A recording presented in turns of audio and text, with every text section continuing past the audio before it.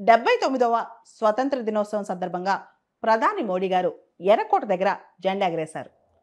మోడీ గారు 2014లో ప్రధాని అయిన తర్వాత ఇప్పటి వరకు కంటిన్యూస్గా అంటే 12 కాన్సిక్యూటివ్ టర్మ్స్ ఆయన జెండా ఎగరేశారనమాట. ఇది ఒక విశేషమే అని చెప్పుకోవచ్చు. ఈసారి ఆయన అత్యధికంగా 103 నిమిషాలు మాట్లాడారు. ఆయన మాట్లాడిన ఇండిపెండెన్స్ డే స్పీచెస్లో ఇదే లాంగెస్ట్ స్పీచ్ అని చెప్పుకోవచ్చు అనమాట. ఈసారి ఈ 79th ఇండిపెండెన్స్ డే థీమ్ నయా Bharat reflecting the governments vision of achieving Viksit Bharat by 2047. ఈ థీమ్ సరికొత్త భారత్. ఇది మనం 2047 దిశగా మనం పయనిస్తున్న భారత్ అనమాట. వికసిత్ భారత్ మనం ఏం పెట్టుకున్నాం కదా, 2047కి డెవలప్డ్ ఇండియా బై 2047, అభివృద్ధి చెందిన భారత్గా 2047కి మన భారతదేశం వర్ధిల్లాలని కోరుకుంటూ నయా భారత్ దిశగా మనం అడుగులు వేస్తున్నామని చెప్పి ఈసారి థీమ్ అనమాట. మొత్తం ఆయన స్పీచ్లు ఈసారి చాలా హైలైట్స్ ఉన్నాయని చెప్పొచ్చు. ముఖ్యంగా blood and water do not flow together, రక్తము నీరు ఒకటే చోట ప్రవహించదని చెప్పారనమాట. ఇండస్ వాటర్ ట్రీటీ, సింధు నదీ జలాల ఒప్పందం ఎబెయిన్స్లో పెడుతున్నాం, రక్తము నీరు ఒకటే చోట ఒకటేసారి ప్రవహించదని చెప్పి మోడీ గారు చెప్పుకొచ్చారు. దీనిలో ప్రత్యేకంగా మనం చూస్తే కనుక భారతదేశం యొక్క వ్యవసాయ అవసరాల గురించి, దేశ ప్రయోజనాల గురించి కూడా మోడీ గారు మాట్లాడారు. ఈ స్పీచ్లో ఆపరేషన్ సింధూర్ గురించి మోడీ గారు ప్రస్తావించారనమాట. ఎవరైతే కరేజియస్గా దేశం కోసం పోరాడారో ఆ బ్రేవ్ సోల్జర్స్కి ఆయన హ్యాట్స్ ఆఫ్ చెప్పారనమాట. దాంతోపాటు ఎడారి నుంచి హిమాలయాస్ దాకా, అదేవిధంగా సిటీస్ నుంచి సముద్రాల దాకా దేశం మొత్తం ఒకటే గుండె చప్పుడు, మా జీవితాల కన్నా మా దేశమే గొప్పది, మా దేశాన్ని మేము ప్రేమిస్తున్నామని చెప్పి ఆయన స్పీచ్లో చెప్పారనమాట. ఈ 75 సంవత్సరాల నుంచి మనం చూస్తే కనుక మన రాజ్యాంగం మనకు ఒక లైట్ హౌస్ లాగా, ఒక చుక్కాన్ లాగా పనిచేసింది. ఎన్ని థ్రెట్స్ వచ్చినా, ఎన్ని భయాలు వచ్చినా మనం విలువలు వీడకుండా ప్రయాణం చేస్తున్నాం. ముఖ్యంగా న్యూక్లియర్ థ్రెట్స్ వస్తున్న ఈ సమయంలో మనం ఎటువంటి భయాందోళనకు గురి కాకుండా ముందుకు నడుస్తున్నామని చెప్పి మోడీ గారు ఈ స్పీచ్లో చెప్పుకొచ్చారనమాట.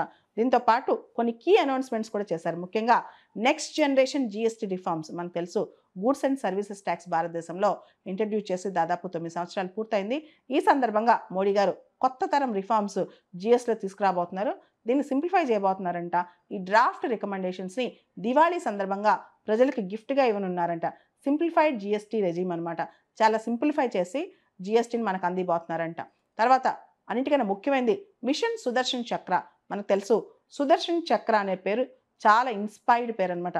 Lord Krishna, inspired by Sudarshan చక్ర ఆఫ్ లార్డ్ కృష్ణ. కృష్ణుడు వాడే సుదర్శన్ చక్ర నుంచి ఈ పేరు వచ్చిందనమాట.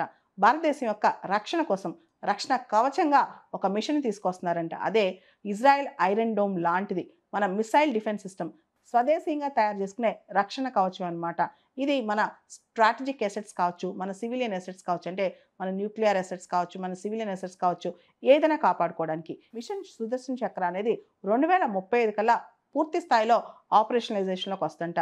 మన దేశంలో సెల్ఫ్ రిలయన్స్ మరియు జాతి భద్రత, అంటే మనం స్వావలంబన మరియు జాతి భద్రత దృష్ట్యా మనం ఇలాంటివి తయారు చేసుకోవాలి, ఇండిజినస్ డిఫెన్స్ సిస్టమ్స్ తయారు చేసుకోవాలని చెప్పి మోడీ గారు చెప్పుకొచ్చారనమాట. ఆ తర్వాత యువత కోసం ఒక సరికొత్త పథకం లాంచ్ చేశారు. అదే ప్రధానమంత్రి వికసిత్ భారత్ రోజ్గార్ యోజన. ఇది కొత్త ఎంప్లాయ్మెంట్ స్కీమ్ అని చెప్పొచ్చు. దీని బడ్జెట్ అలొకేషన్ 1 lakh crores అంట. ఈ స్కీమ్ కింద ఎవరైతే ప్రైవేట్ సెక్టర్లో ఫస్ట్ టైం జాబ్ తెచ్చుకుంటారో వాళ్ళకి 15,000 రూపీస్ ఇన్సెంటివ్ వస్తుందంటే గవర్నమెంట్ తరఫు నుంచి. ఈ స్కీమ్ ఆల్రెడీ ప్రభుత్వం అనౌన్స్ చేసేసింది కూడా గత నెలలో. దీనిలో భాగంగా ఎడ్యుకేషన్కి ఎంప్లాయ్మెంట్కి గ్యాప్ తగ్గించడం కోసం, ముఖ్యంగా యువతకి ప్రైవేట్ సెక్టర్లో ఎంప్లాయ్మెంట్ పెంచడం కోసం ఈ ప్రధానమంత్రి వికసిత్ భారత్ రోజ్గార్ యోజన తీసుకొస్తున్నారంట. తర్వాత మనందరూ తెలుసు మనకి యూపీఐ, యూనిఫైడ్ పేమెంట్ ఇంటర్ఫేస్, ఫిన్టెక్లో ఇది ఒక యూనిక్ మోడల్ అని చెప్పొచ్చు. చాలా సక్సెస్ అయిందని కూడా చెప్పొచ్చు అనమాట. ప్రపంచంలోనే రియల్ టైమ్ డిజిటల్ ట్రాన్సాక్షన్స్లో యూపీఐ ఎంత ముందుందో మనకు తెలుసు అనమాట. దాదాపు India 50% of all global real time transactions అన్నీ కూడా మన ప్రపంచంలో ఉండే గ్లోబల్ రియల్ టైమ్ ట్రాన్సాక్షన్స్లో 50% అనేది మన యూపీఐ స్థాయిలో జరుగుతున్నాయంట. సో మోడీ గారు ఇది ఒక డిజిటల్ ఇన్నోవేషన్ అని చెప్పి యూత్ అందరూ కూడా ఇలాంటి కొత్త కొత్త ఇండిజినస్ స్వదేశంగా తయారయ్యే ప్లాట్ఫామ్స్ మీద దృష్టి పెట్టాలని చెప్పి, ఫారెన్ టెక్నాలజీస్ పక్కన పెట్టాలని చెప్పారనమాట. తర్వాత మోడీ గారు ఇంకొక విషయం ప్రత్యేకంగా మాట్లాడారు. అదే హై పవర్డ్ డెమోగ్రఫిక్ మిషన్ అనమాట. దీనిలో ఇండియాలో మనకు తెలుసు 140 కోట్లకు పైగా జనాభా ఉన్నారు. ఇల్లీగల్ ఇమిగ్రేషన్స్, ఏదైతే అక్రమంగా వలసలు ఉంటాయో ఇవన్నీ కూడా మన డెమోగ్రఫిక్ బ్యాలెన్స్ని తప్పిస్తాయి. కాబట్టి మనం మన ఎంప్లాయ్మెంట్ కానీ, ఉమెన్ సెక్యూరిటీ కానీ, మన ట్రైబల్ ల్యాండ్ రైట్స్ అంటే మన ఉద్యోగాలు కానీ, మహిళా భద్రత కానీ, ల్యాండ్ హక్కులు కానీ ఇవన్నీ కాపాడుకోవాలంటే డెమోగ్రఫిక్ మ్యానిపులేషన్ జరగకుండా అంటే ఇతర దేశాల నుంచి మన దేశానికి వచ్చేసి అక్రమంగా మన దేశానికి వలసొచ్చి ఇక్కడ సెటిల్ అవ్వకుండా మనం ఇల్లీగల్ ఇమిగ్రెంట్స్ ఏదైతే అక్రమ వలసలు ఉన్నాయో వాటికి జీరో టాలరెన్స్ అని చెప్పి కూడా మోడీ గారు చెప్పుకొచ్చారనమాట. తర్వాత ఆయన ఆత్మ నిర్భర్ భారత్ మరియు ఇండిజినస్ టెక్నాలజీ గురించి మాట్లాడారు. ముఖ్యంగా మనం 2025 చివరికల్లా ఇండియాలో సెమీ కండక్టర్ చిప్స్ ప్రొడ్యూస్ అవుతాయని, ఈ దిశగా ఇండియా అడుగులు వేస్తుందని, దాంతోపాటు భారతదేశం యొక్క యువత శాస్త్రవేత్తలు కూడా జెట్ ఇంజన్స్ తయారీలో ముందుండాలని, ఫైటర్ ఎయిర్ క్రాఫ్ట్ సంబంధించిన టెక్నాలజీ కూడా మనం నేర్చుకోవాలని చెప్పి మోడీ గారు చెప్పుకొచ్చారనమాట. దాంతోపాటు ఆయన ఎనర్జీ సెక్యూరిటీ, ఇంధన భద్రత మరియు క్రిటికల్ మినరల్స్ మీద మాట్లాడారు. ముఖ్యంగా భారతదేశం యొక్క నేషనల్ డీప్ వాటర్ మిషన్ దీనికి సంబంధించి డీప్ సీకి సంబంధించిన explorations, oil and gas exploration గురించి మాట్లాడారు. దాంతోపాటు మోడీ గారు నేషనల్ క్రిటికల్ మినరల్స్ మిషన్ దాని యొక్క ఆవశ్యకత గురించి ముఖ్యంగా డిఫెన్స్లో, ఎనర్జీలో, ఎకనమిక్ సెక్యూరిటీలో అంటే ఆర్థికపరమైన భద్రతలో ఈ క్రిటికల్ మినరల్స్ కీలక పాత్ర పోషిస్తాయి కాబట్టి వీటికి సంబంధించి మనం ఎక్కువగా వర్క్ చేయాలని చెప్పి కూడా మోడీ గారు చెప్పారనమాట. దాంతోపాటు రీసెంట్గా మనం చూసాం డొనాల్డ్ ట్రంప్ మనపైన టారిఫ్ల మీద టారిఫ్లు వేసి మనపైన ఒత్తిడి తీసుకొస్తున్నారు. అయితే ఏ దేశంతో అయినా, ఏ వాణిజ్య ఒప్పందమైనా, ఏ ట్రేడ్ టాక్స్ అయినా మన రైతుల యొక్క ప్రయోజనాలు దృష్టిలో పెట్టుకుని మాట్లాడతామని, రైతుల యొక్క ప్రయోజనాలు దెబ్బతీసే విధంగా ఏ పని చేయనని కూడా మోడీ గారు చెప్పుకొచ్చారనమాట. దాంతోపాటు మోడీ గారు మన మ్యానుఫ్యాక్చరింగ్ సెక్టర్ మీద ముఖ్యంగా సమృద్ధ్ భారత్, ప్రాస్పరస్ ఇండియా మీద ఎక్కువ ఫోకస్ పెట్టారు. స్పీచ్లో వోకల్ ఫర్ లోకల్ అనే క్యాంపెయిన్ గురించి కూడా ఆయన మళ్ళా మాట్లాడారనమాట. ముఖ్యంగా హై క్వాలిటీ, మంచి నాణ్యత గల ప్రోడక్ట్స్ తక్కువ రేటుకి ఇవ్వాలని చెప్పి మన ఇండియన్ గూడ్స్ ప్రపంచవ్యాప్తంగా కాంపిటేటివ్గా ఉండాలని చెప్పి కూడా చెప్పారనమాట.